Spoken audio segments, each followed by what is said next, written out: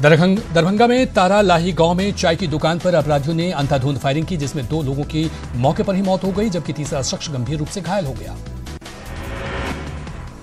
भागलपुर के गोराडीह में पिता और भाई ने मिलकर एक भाई की गणासे से मारकर हत्या कर दी। जहां आरोपी पिता ने बेटे पर शराब के नशे में मारपीट करने का आरोप लगाया, वहीं मृतक की पत्नी ने घरेलू विवाद में हत्या की बात कही। गुमला के बसिया में अपराधियों ने एक ईंट भट्ठा में जमकर उत्पात मचाया। अपराधियों ने मजदूरों के साथ मारपीट की और ईंट भट्ठा में रखे जेसीबी को आग के हवाले कर दिया। पटना में अपराधियों ने केंद्रीय मंत्री के निजी सचिव के पत्नी से पिस्टल की नोक पर महंगा आईफोन लूट लिया। विरोध करने पर अपराधी ने फायरिंग भी की। बारात में हर्ष फायरिंग कर रहे एक शख्स को एसीपी लिपि सिंह के निर्देश पर सलीमपुर थाना के मझौली से गिरफ्तार किया है। गिरफ्तार शख्स ने अपनी राइफल से बारात में फायरिंग कर रहा था। पटना के राजीव नगर में अपराधियों ने तिलक समारोह में जमकर उत्पात मचाया और जमकर तोड़फोड़ की, साथ ही महिलाओं से भी बदसलूकी की गई। अपराधियों के पथराव में कई घायल हो गए। मुजफ्फरपुर में नामांकन करने आए एक प्रत्याशी को पुलिस ने गिरफ्तार कर लिया। गिरफ्तार प्रत्याशी नवी हसन साहिबगंज थाना की कांड संख्या 92/2019 समेत कई मामलों में वांछित था।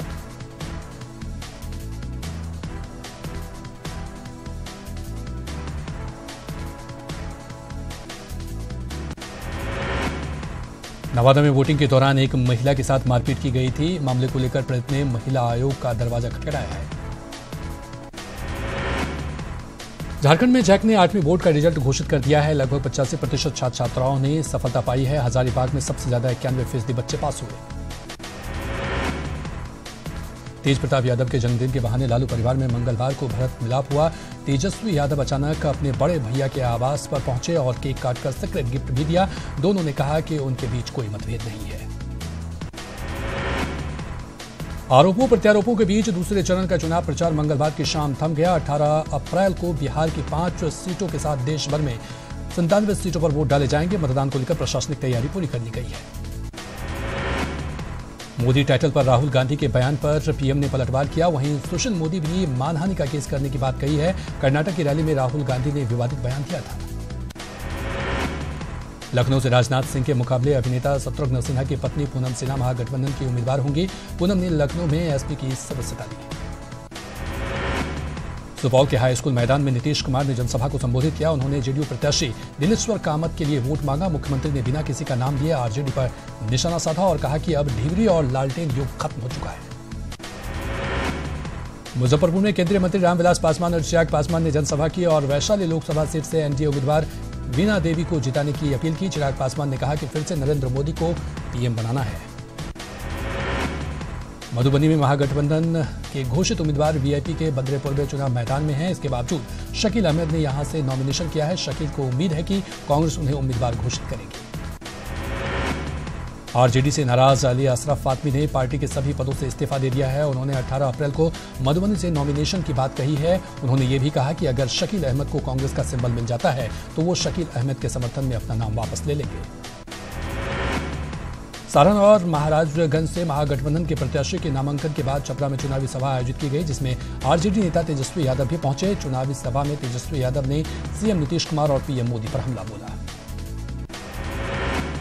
वैशाली से महागठबंधन के प्रत्याशी रघुवंश प्रसाद सिंह के नामांकन के बाद क्लब मैदान में सभा का आयोजन किया गया, जिसमें महागठबंधन के कई नेता मौजूद रहे। संबोधन के दौरान तेजस्वी ने नीतीश कुमार पर जमकर हमला किया।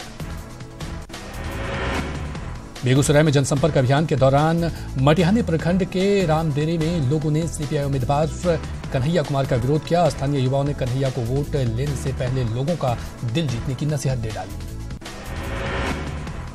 वाल्मीकिनगर लोकसभा सीट पर 12 मई को मतदान होना है। कांग्रेस से टिकट मिलने के बाद शाश्वत केदार पहली बार बेतिया पहुंचे और विरोधियों पर जमकर निशाना साधा। दूसरे चरण के चुनाव से पहले जेडीयू ने आरजेडी को बड़ा झटका दिया है। आरजेडी के 2 बड़े नेता मंगनीलाल मंडल और राम वदन राय ने जेडीयू का दामन थाम लिया। पटना में जेडीयू प्रदेश अध्यक्ष वशिष्ठ नारायण सिंह ने दोनों नेताओं को पार्टी की सदस्यता दिलाई। मधुबनी लोकसभा सीट पर मंगलवार को पूर्वांचल जनता पार्टी सेक्युलर के राष्ट्रीय अध्यक्ष सतीश चंद्र झा ने नामांकन का पर्चा दाखिल किया। इस मौके पर उन्होंने कहा कि पूर्वांचल जनता पार्टी लगभग सभी राज्यों में चुनाव लड़ रही है। उजियारपुर लोकसभा क्षेत्र के बीजेपी प्रत्याशी नित्यानंद राय ने कई इलाकों का दौरा किया और नुक्कड़ सभा को संबोधित किया। नित्यानंद राय ने बीजेपी को वोट देने की अपील की। फुलवारी शरीफ स्थित लीला हॉल में एनडीए कार्यकर्ताओं की बैठक हुई, जिसमें पाटलिपुत्र से प्रत्याशी रामकृपाल यादव भी शामिल हुए। कार्यकर्ताओं ने सभी सीटों पर जीत का दावा किया। सीवान में छठे चरण के लिए मंगलवार से नामांकन की प्रक्रिया शुरू हो गई है। पहले दिन सीवान के शिवसेना समर्पित निर्दलीय प्रत्याशी सुधीर कुमार ने नामांकन किया। लोकसभा चुनाव 2019 के छठे चरण की अधिसूचना जारी हो गई है। अधिसूचना के जारी होने के साथ नामांकन कार्य शुरू हो गया है। मोतिहारी में पूर्वी चंपारण और शिवहर लोकसभा क्षेत्र के लिए नामांकन पत्र दाखिल होगा। सिंहभूम लोकसभा सीट से कांग्रेस प्रत्याशी गीता कोड़ा जनसंपर्क में जुटी हुई हैं। गीता कोड़ा के दौरे के दौरान सबसे ज्यादा महिलाएं सामने आ रही हैं। वो घर घर जाकर मतदाताओं को रिझा रही हैं। झारखंड के लिए मंगलवार का दिन नामांकन के नाम रहा। रांची और खूंटी से लेकर कोडरमा और हजारीबाग तक दिग्गजों ने पर्चा भरा। प्रत्याशियों ने रोड शो और जनसभा के जरिए शक्ति प्रदर्शन किया। रांची से बीजेपी के संजय सेठ और कांग्रेस से सुबोधकांत साहे ने नामांकन किया। बीजेपी से बगावत कर राम टहल के पर्चा दाखिल करने से मुकाबला त्रिकोणीय हो गया है। रांची समाहरणालय में मंगलवार को मुख्यमंत्री रघुवर दास और राम टहल चौधरी का आमना सामना हुआ। मुख्यमंत्री रघुवर दास संजय सेठ के नामांकन में शामिल होने के लिए कलेक्ट्रेट पहुंचे थे। दोनों नेता जब मिले तो अभिवादन हुआ और हाथ मिलाया। बाद में सीएम ने कहा कि राम टहल चौधरी कल भी बीजेपी के थे, आज भी बीजेपी के हैं और कल भी बीजेपी के ही रहेंगे।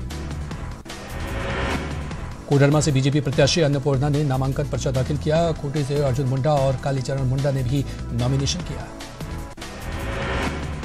संजय सेठ ने बंगलामुखी मंदिर और पहाड़ी मंदिर में माथा टेका, तो सुबोधकांत साहे ने भी प्रसिद्ध देवरी मंदिर और हजरत रिसालदार बाबा के दरबार में अर्जी लगाई। रैलियों और रोड शो के साथ साथ प्रत्याशी सीधे पब्लिक से रूबरू हो रहे हैं। हजारीबाग में जयंत सिन्हा ने जन चौपाल लगाई, तो गोड्डा में प्रदीप यादव ने डोर टू डोर कैंपेन किया। कांग्रेस के प्रदेश अध्यक्ष अजय कुमार ने गुमला स्थित पार्टी कार्यालय में कार्यकर्ताओं के साथ बैठक की और कांग्रेस की जीत का दावा किया। धनबाद से कीर्ति आजाद को टिकट दिए जाने पर कांग्रेस में उठा बवंडर शांत होने का नाम नहीं ले रहा है। बोकारो में कीर्ति आजाद के विरोध में काले झंडे दिखाए और बैठक में भी भारी हंगामा हुआ। हजारीबाग लोकसभा सीट के एनडीए प्रत्याशी जयंत सिन्हा ने मंगलवार को रजप्पा में जन चौपाल लगाया, जिसमें सरकार की कल्याणकारी योजनाओं पर चर्चा की गई और लोगों से ईमानदार छवि के लोगों को जीत दिलाने के लिए अपील की गई।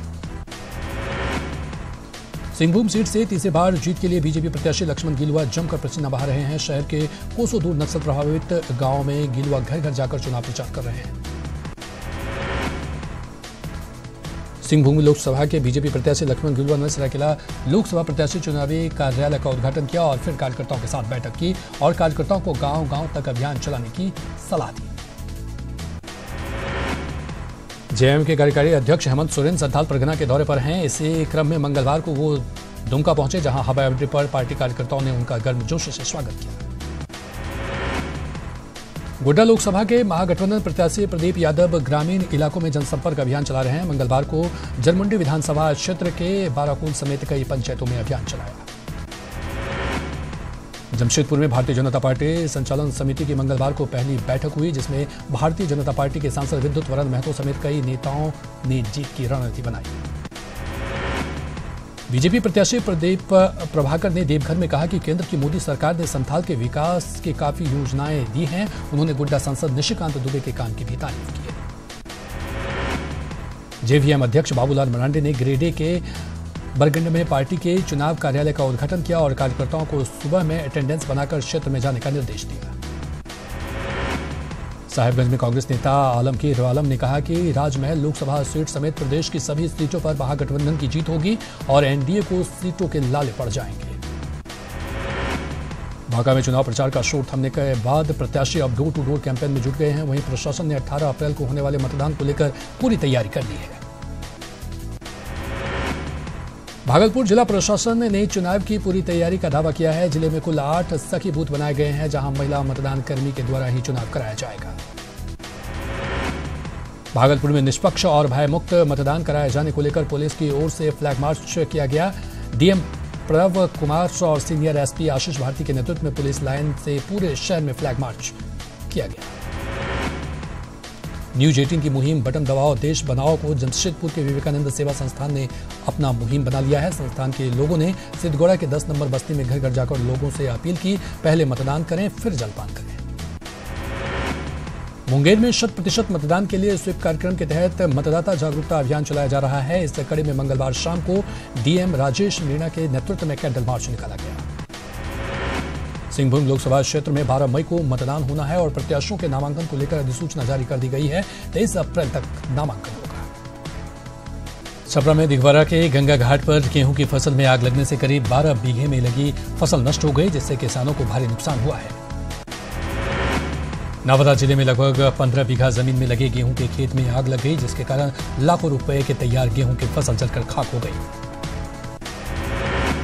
सीवान के मैरवा प्रखंड के इंग्लिश जोखाली टोला में गेहूं की फसल में आग लग गई। आगलगी में सैकड़ों एकड़ की फसल जलकर खाक हो गई।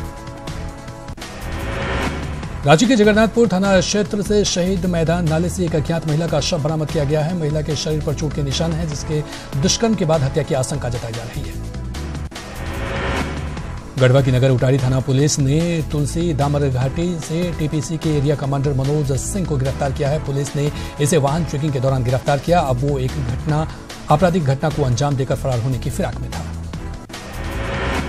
गढ़वा में सदर प्रखंड के बीईओ नागेंद्र सिंह को एसीबी की टीम ने 4000 रुपए घूस लेते रंगे हाथ गिरफ्तार किया। बीईओ से सर्विस बुक सुधारने के नाम पर जाटा मध्य स्कूल के पारा शिक्षक से 4000 रुपए रिश्वत मांगी थी। धनबाद में पीजी के छात्रों ने विनोद बिहारी कोयलांचल विश्वविद्यालय में जमकर हंगामा किया। छात्रों ने पीजी 3rd सेमेस्टर के रिजल्ट में गड़बड़ी का आरोप लगाया।